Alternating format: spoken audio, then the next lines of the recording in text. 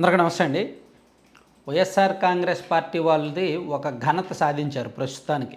వాళ్ళు ఏంటంటే సోషల్ మీడియాలో పిచ్చి పిచ్చి పోస్టులు పెట్టి, అసభ్యకరమైన పోస్టులు, బూతులు, మహిళలను ఉద్దేశించి, వాళ్ళ సొంత కుటుంబ సభ్యులను ఉద్దేశించి చాలా చెత్త చెత్త పోస్టులు పెట్టారు కాబట్టి అది ఇప్పుడు ఆల్రెడీ పోలీసులు కేసు నమోదు చేసి దర్యాప్తు చేస్తున్నారు. చాలామందిని అరెస్ట్ చేశారు. సో ఇష్యూ ఇప్పుడు ప్రస్తుతానికి జాతీయ స్థాయికి కూడా వెళ్ళింది. సీఎం చంద్రబాబు నాయుడు గారు ఈరోజు హిందుస్థాన్ టైమ్స్ వాళ్ళు నిర్వహించిన లీడర్షిప్ సమ్మిట్లో పాల్గొన్నారు, నాయకత్వ సదస్సులో పాల్గొన్నారు. ఈ సదస్సులో ఆయన అనేక అంశాలు మాట్లాడుతూ తన జైలు జీవితం, ఆ 53 రోజుల పాటు జైల్లో ఎలా కొనసాగింది, తనను ఏ విధంగా ఇబ్బంది పెట్టారు, అలాగే ప్రస్తుతం social media, YCP social media వాళ్ళు ఎటువంటి పోస్టులు పెట్టారు, వాళ్ళ మీద ఎటువంటి చర్యలు తీసుకుంటున్నాము, ఎందుకు ఇలా జరుగుతుంది, అలాగే వైసీపీ వాళ్ళు గత 5 ఏళ్లలో చేసిన నిర్వాకాలు, ప్లస్ తన లక్ష్యాలు, ఆంధ్రప్రదేశ్ నెంబర్ 1గా తీర్చిదిద్దడానికి తన ముందున్న లక్ష్యాలు, ఇవన్నీ కూడా ఆయన ఆ సదస్సులో వివరించారనమాట. సో దీనిలో ఆయన ఏం మాట్లాడారంటే, అక్రమ కేసులు పెట్టి 53 రోజుల పాటు వేధించారు, చేయని తప్పునకు శిక్ష అనుభవించాను, అయినా ఎక్కడా నిరాశకు గురి కాలేదు, ధైర్యం కోల్పోలేదు, 53 రోజుల జైలు జీవితం మరింత పట్టుదల పెరిగేలా చేసింది, ఆ పట్టుదలను ప్రజలకు సేవ చేయడానికి ఉపయోగిస్తున్నాను అని ఆయన తన జైలు జీవితం గురించి చెప్పారు.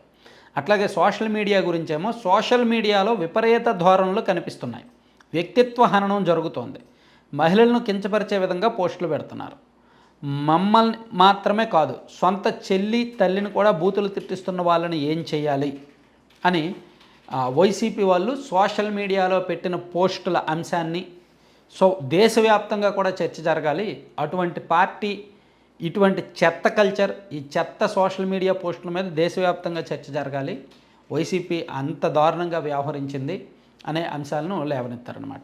అలాగే ఆంధ్రప్రదేశ్ను అన్ని రంగాల్లో కూడా మేము అగ్రభాగంలో నిలుపుతాము, టెలికాం రంగంలో డీరెగ్యులేషన్ వల్ల పురోగతి ఉంటుంది అని రిపోర్ట్ ఇచ్చాను, దాన్ని అమలు చేయడం వల్ల టెలికాం రంగం వృద్ధి చెందింది, దేశంలోనే తొలిసారిగా వాట్సాప్ గవర్నెన్స్ విధానాన్ని మేము తీసుకొస్తున్నాము, దీని ద్వారా ప్రజలకు చేరువుగా సులువుగా సేవలు అందించేందుకు కృషి చేస్తున్నాము, మా యుగంలో సమాచారమే ఓ పెద్ద నిధి, ఏఐ డీప్ టెక్నాలజీని ఉపయోగించి అన్ని రంగాల్లో పరిష్కారాలు సాధించవచ్చు అని చెప్పుకొచ్చారనమాట.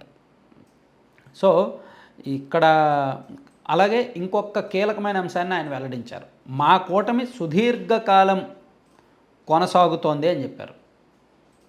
ఏపీలో కూడా 2029 ఎన్నికలకు ఇప్పటి నుంచే సమాయత్తం అవుతున్నాం, ఆంధ్రప్రదేశ్లో గత ప్రభుత్వ పాలన పట్ల ప్రజల్లో తీవ్ర వ్యతిరేకత, అసంతృప్తితో పాటు ఎన్డీఏ కూటమిపై జనానికి భరోసా కలిగింది, ఏపీ అసెంబ్లీ ఎన్నికల్లో ప్రజలు స్పష్టమైన తీర్పు ఇచ్చారు, ఎన్నికల ఫలితాలు ఏకపక్షంగానే వస్తాయని మేము ముందుగానే ఊహించాం, చరిత్రలో ఎన్నడూ లేని విధంగా 57% ఓట్లు, 93% సీట్లు కూటమికి ఇచ్చారు, ప్రభుత్వ వ్యతిరేక ఓటు చేయకుండా పవన్ కళ్యాణ్ 3 పార్టీలను కలిపారు, దాని ఫలితం ఇప్పుడు చూసాం, జాతీయ స్థాయిలో కూడా బీజేపీకి పూర్తి మెజారిటీ వస్తుందని అనుకున్నాం, కూటమిలో ఎటువంటి సమస్యలు లేవు, అందరం కలిసికట్టుగా ముందుకు సాగుతున్నాం, మా కూటమి దీర్ఘకాలం కొనసాగుతోంది అని చెప్పారు.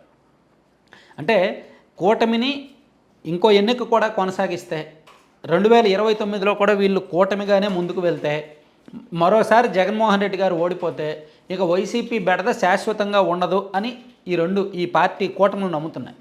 సో ఆ తర్వాత ఎవరు రాజకీయం వాళ్ళు చేసుకుంటే చేసుకోవచ్చు కాక, కానీ జగన్మోహన్ రెడ్డి గారిని ఇంకోసారి ఓడించాలి, మళ్ళీ ఆయన ఈ రాష్ట్రానికి సీఎం అవ్వకూడదు అనే గట్టి లక్ష్యంతో పనిచేస్తున్నారు. సో వాళ్ళ మధ్య అంత ఐక్యత రావడానికి ఆ కారణం, ఆ పుణ్యం కట్టుకున్నది జగన్మోహన్ రెడ్డి గారే.